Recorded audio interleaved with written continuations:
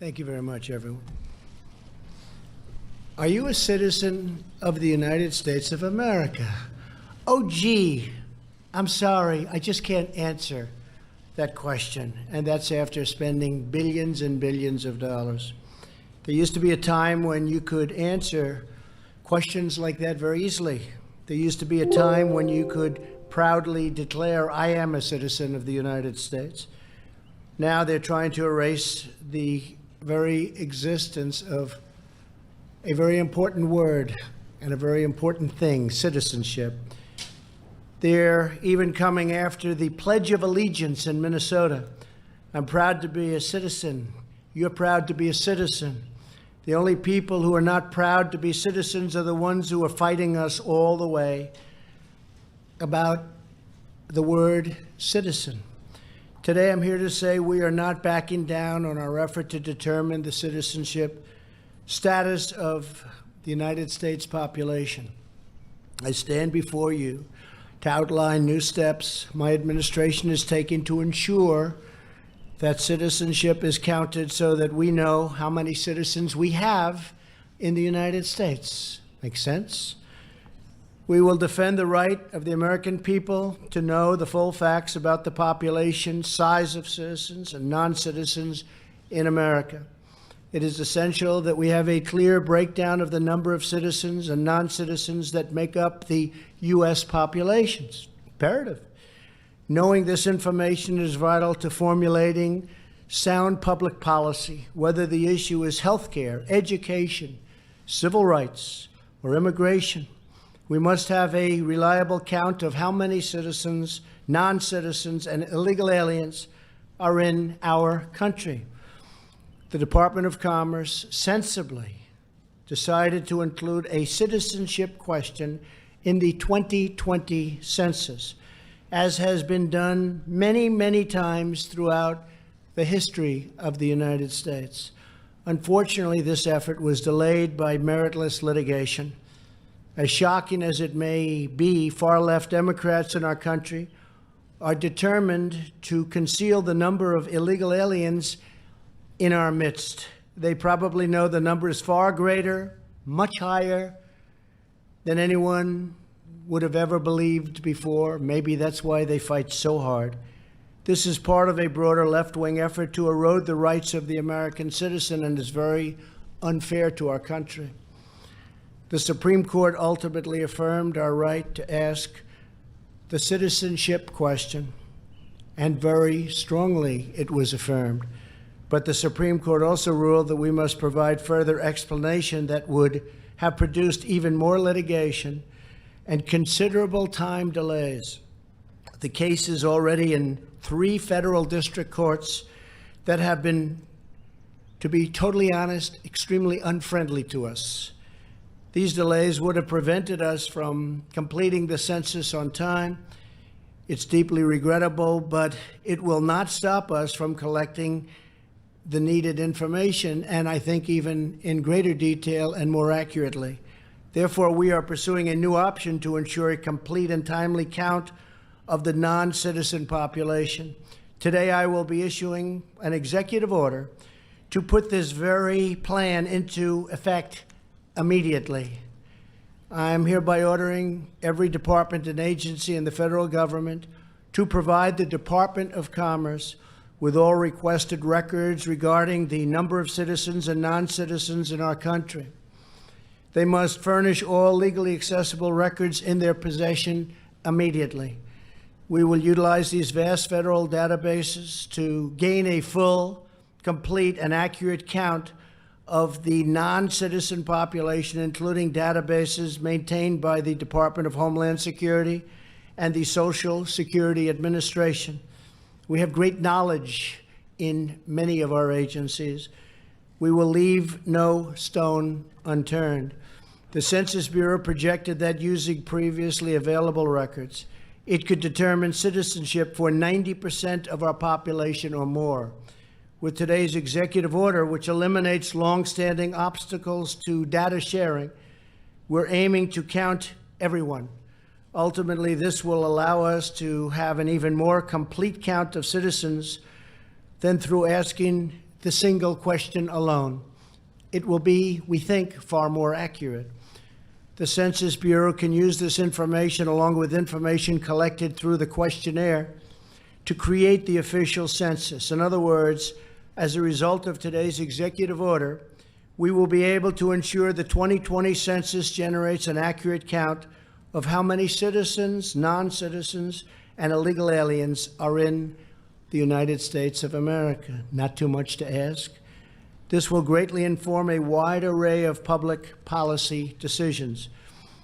This information is also relevant to administering our elections. Some states may want to draw state and local legislative districts based upon the voter-eligible population. Indeed, the same day the Supreme Court handed down the census decision, it also said it would not review certain types of districting decisions, which could encourage states to make such decisions based on voter eligibility. With today's order, we will collect all of the information we need to conduct an accurate census and to make responsible decisions about public policy, voting rights, and representation in Congress. In everything we do, we will faithfully represent the people of the United States of America. I would like now to introduce Attorney General Bill Barr to the podium. Thank you. Thank you, Bill.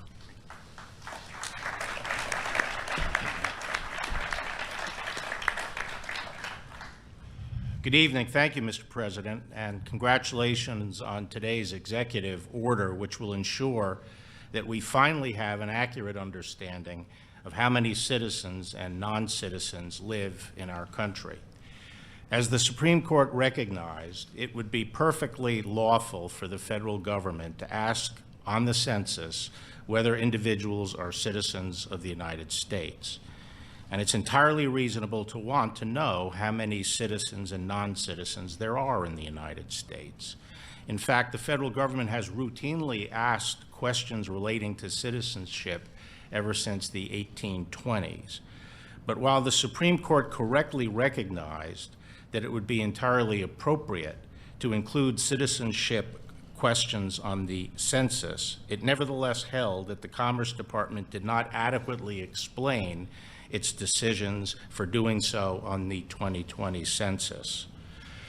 Because, as the Supreme Court recognized, the defect in the Commerce Department's decision was curable with a better record, the President asked me to work with Secretary Ross to determine whether there remained a viable path for including a citizenship question on the census. I did so. In my view, the government has ample justification to inquire about citizenship status on the census and could plainly provide rationales for doing so that would satisfy the Supreme Court. And therefore, there is no question that a new decision to add the question would ultimately survive legal review. The problem is that any new decision would be subject to immediate challenge as a new claim in the 3 ongoing district court cases. In addition, there are injunctions currently in place that forbid adding the question. There is simply no way to litigate these issues and obtain relief from the current injunctions in time to implement any new decision without jeopardizing our ability to carry out the census, which we're not going to do. We're not going to jeopardize our ability to carry out the census. So as a practical matter, the Supreme Court's decision closed all paths to adding the question to the 2020 census. Put simply, the impediment was a logistical impediment, not a legal one. We simply cannot complete the litigation in time to carry out the census. One other point on this. Some in the media have been suggesting in the hysterical mode of the day that the administration has been planning to add the citizenship question to the census by executive fiat without regard to contrary court orders or what the Supreme Court might say. This has been based on rank speculation and nothing more. As should be obvious, this has never been under consideration. We have always accepted that any new decision to add a citizenship question to the census would be subject to judicial review. Turning to today, I applaud the President for recognizing in his executive order that including a question on the census is not the only way to obtain this vital information. The course the President has chosen today will bring unprecedented resources to bear on determining how many citizens and non-citizens are in our country, and will yield the best data the government has had on citizenship in many decades. That information will be used for countless purposes, as the President explained in his remarks today. For example, there is a current dispute over whether illegal aliens can be included for apportionment purposes. Depending on the resolution of that dispute, this data may be relevant to those considerations. We will be studying this issue. Congratulations again, Mr. President, on taking this effective action. Thank you very much, everybody. Thank you, Bill. Thank you very much.